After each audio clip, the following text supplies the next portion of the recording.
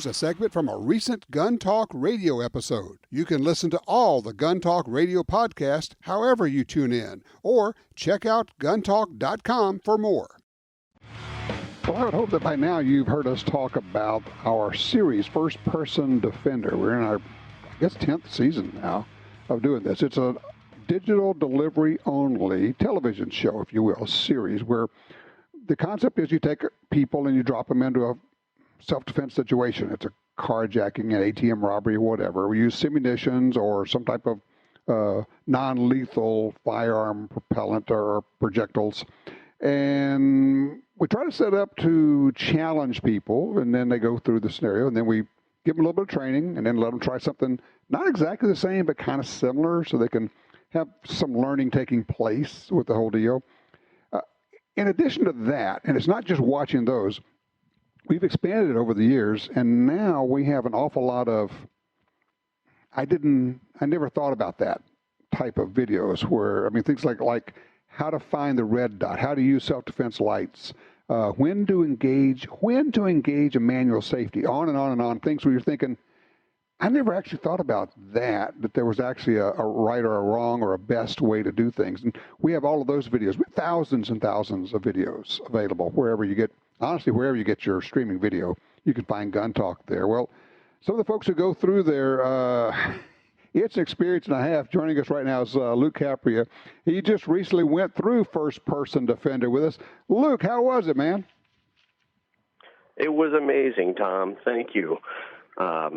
Truly an unforgettable experience and just quite an honor and a pleasure to partake in. What made you want to do that? I assume that you had been watching the First Person Defender videos. I have. I've seen not all of them. I've seen many of them. Mm-hmm. I've done martial arts before and have enjoyed that and learned quite a bit from that. But with training with a firearm, there's nothing available for a regular person such as myself to have that force-on-force training. It's hard to find. Yeah, it is. So, all right. So, what did the guys set up for you? What did they have you doing? My scenario took place from a headline, and it involved a shooting at a gun store. So in the scenario, I was the customer, just doing my everyday thing. Okay, so you're in a gun store, you're the customer, and then what happens? Then what happens? It's interesting. This happened on Monday. I was there for training, and when you go through that scenario, our trainer Mike, he asked that question right away. And at the time, I couldn't think of, what's the right answer. I thought my gut would said to say, hey, he's the bad guy, and I need to defend myself in that scenario. And Mike asked me, how did I know that was really the bad guy? Mm-hmm. And holy cow, what a pointed question. At the time, I couldn't think of. I thought it was just a gut response. Describe to us. Literally describe to us what happened. You're in the store, and then what? Somebody walks in. What do they do? How did you know something was going south? I was in the store. I was talking to Joseph, the clerk, and asking him questions about something he had on the counter. And the bad guy was to my right at the time, and he was one of those guys that took his firearm out at a store to see if a magazine would fit or something. So Joseph said something to him, said, hey, don't do that. And he said, all right, sorry about that. And he, makes like he was leaving. Mm-hmm. Well, then he kind of came around behind me and around to my left, and everything started to go crazy. So I ducked down and I returned some fire in his direction. When you say everything started to go crazy, what do you mean? Did he start shooting people? Yep, he started shooting some other people that were in the store, and I had to react to that. And there were good ways to react and trained ways to react, and took that opportunity to learn a lot. I can hear it in the way you're talking. I know what's happened. You have spent countless hours since your first person defender episode replaying it in your head, haven't you? I certainly have. The other day, I sent a message to KJ because he was playing the bad guy, right? Kevin Jarnigan, and I was asking him questions. And one of the questions that I asked him, I said, "Hey, when you walked into the store, you reached over the counter and you fired on the clerk that was over there." And I said, I asked, "Did you turn and face me, look in my direction, and then turn back to go over the counter?" And he goes, "Yes, I did." And it took me 4 days to figure that out. That's how. What? So it was in your head, but you just hadn't remembered it. That's right. Whoa. That's right. Because, they talk about tunnel vision, and I know that this is just a scenario, and it's not real. You're playing a part, but it still sets in. Your heart rate goes up, and it's real enough. Oh, I think it moves from being a scenario to being real really quickly. Because if you take this stuff seriously, once it starts, you're trying to react the right way and save yourself, or maybe save other people, and trying to and you experience all of that stuff I don't know what happened. It happened so fast. It takes you 4 days to figure out what happened. You're going, wow. A good point, Michelle, saying, it's one of the reasons that you don't make a statement to the police, because it's probably going to be wrong because you don't actually know what happened.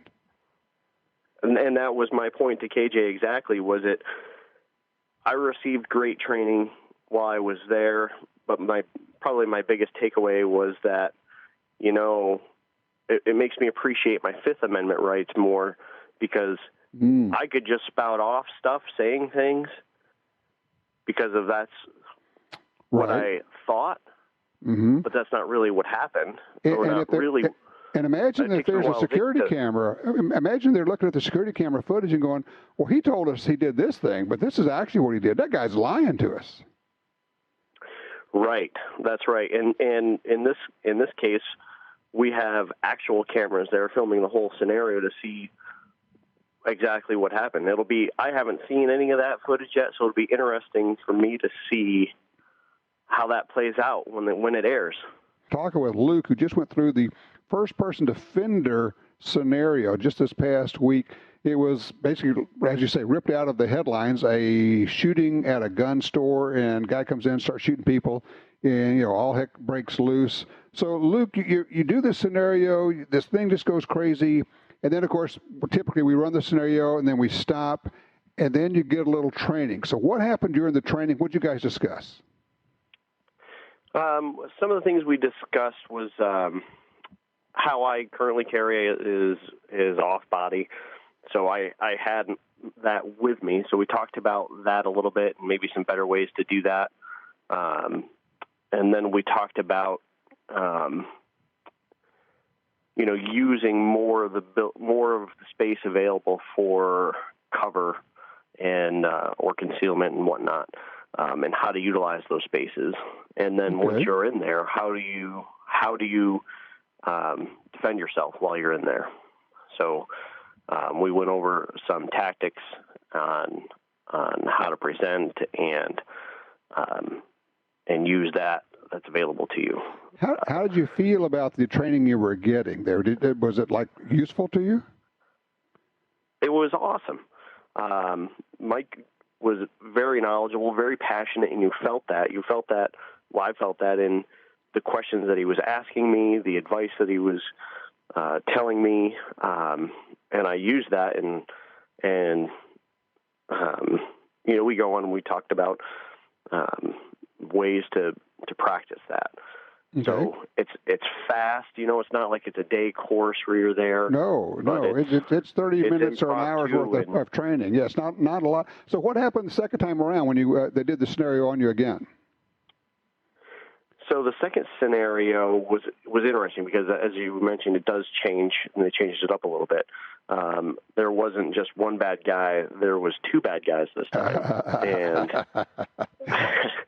that that makes a difference. Yes, it does. Because I was very surprised by that, and they said I did well. Ryan, KJ, Mike, they just as a brief offshoot from that, the crew that you and Ryan have assembled there with KJ and Mike, they're top-notch people.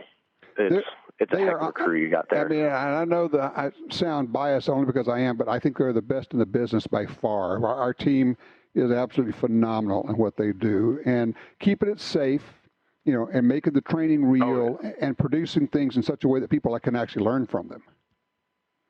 Yep, and it is real. Even though you're not using real bullets, the whole thing is real if I, as the participant, go into that as it's real. I could have gamed it. I could have done a lot of other things, but I was there to get just as much out of it as everybody else was. I know it's a production, and you guys use that to educate millions of people, and that's great, but I still wanted to be a part of that to learn and to get that force-on-force training, because I live in upstate New York, there's nothing like that available to me around here. And I know what you're doing. Every day you're doing the what ifs. What should I have done? What did I do? What could I do? How could things change? I never thought of that. Holy cow, I'm going to be more alert. I'm going to be more aware. It's just, and what's interesting to me is you experienced PTSD. It took you 4 days to remember something that happened in the middle of that. And that was a training scenario. It wasn't even real bullets going out there. That's right. And as I'm sure everybody says it just was so fast. Yes, and everybody says the same thing. It happens so fast.